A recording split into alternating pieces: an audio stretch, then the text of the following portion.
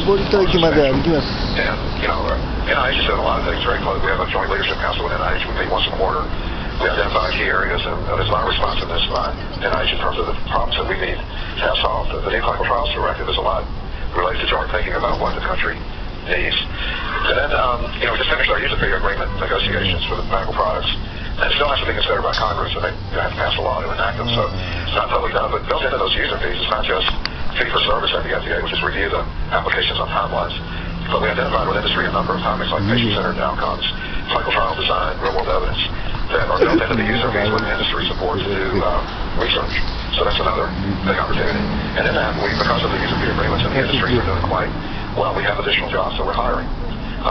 If you want to look at data and you want to see everything in technology that's being developed, we have jobs at the FDA. So, and also with the Cures Act, we got a pay raise and an opportunity for special considerations for high-end scientists because everyone recognizes that. For example, Dr. Jackson Labs 3 weeks ago, his company said, we're developing nutritional products based on the interaction of the human genome, the microbiome, and the food that you eat.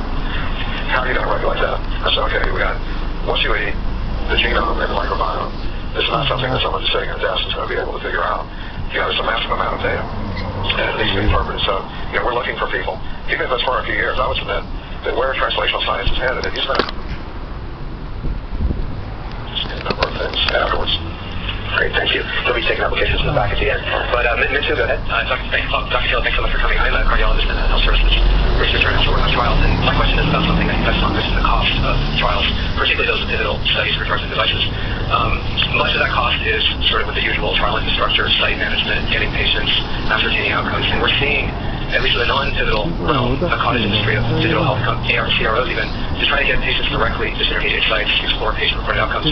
And while those still need to be tested in a more rigorous framework for kind of the things that matter for regulation, I'm wondering how do you see the conduct of trials evolving, particularly for pivotal studies, and what do you think might need to happen on the regulation side to facilitate lower cost trials and more rapid timelines?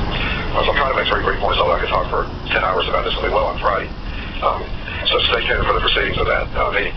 First of all, what's called a pivotal trial is being redefined as we speak because we're increasingly recognizing that, it's obvious knowledge about a medical product is iterative, right? You learn over time, it's continuous.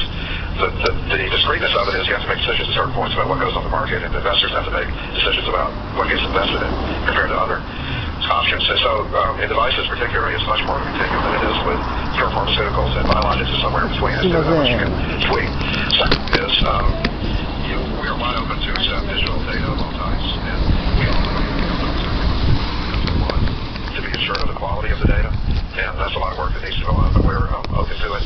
And a point that was made to me just this week by a consulting company that has its tentacles into every medical products company and every academic center at the same time. There are a few of those, so you can guess it's one of a handful that you would know of. They make this point. They said decisions about investments are made on 5 to 10 year horizons.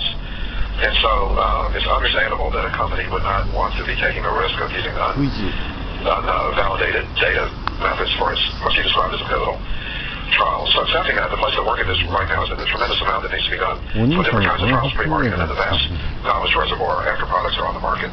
And then that's the place to focus. But the big deal to me is we've got to fix the fundamental problem, which is that we have this, let's just take America. Every American has an electronic health record. We already can look at all the claims essentially, and every prescription dispensed is part of an electronic system that the FDA has access to, and anyone else can. And yet for traditional clinical trials, we have this narrow universe of data collection. It's enormously expensive because no one trusts what you guys are collecting in clinical practice to be accurate. American itself said the estimate that we heard upstairs is 12% of medical record data is incorrect. You said he thought that was an underestimate. And I don't know if you want to stand by that in front of me. No, I'll stand in front of you. You're a Department of Medicine chair.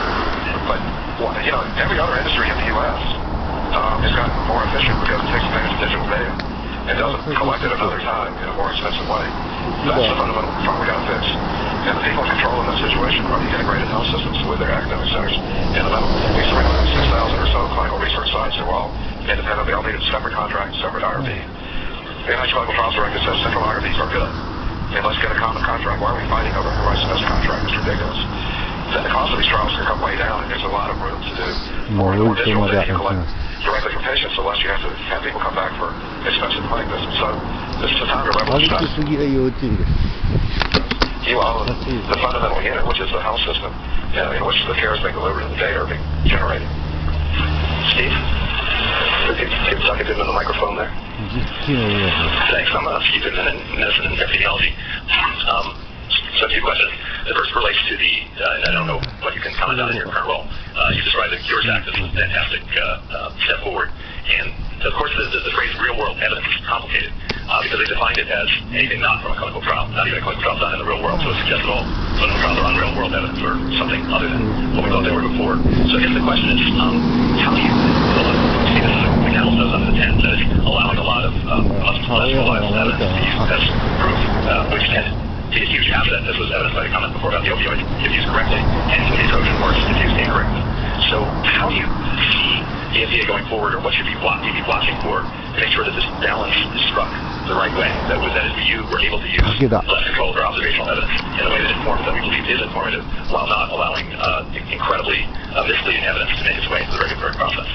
Well, I would urge you to read the sentences if you really, I mean, I know you are personally read the sentences and the words very carefully. And then look at the whole paragraph. What paragraph says, the FDA is instructed over the course of several years to work out the rules that should exist again with real-world evidence. And it did have a phrase in there about non-clinical trials, but read those surrounding sentences, you'll see some things there. I'll just put it that way. And then go to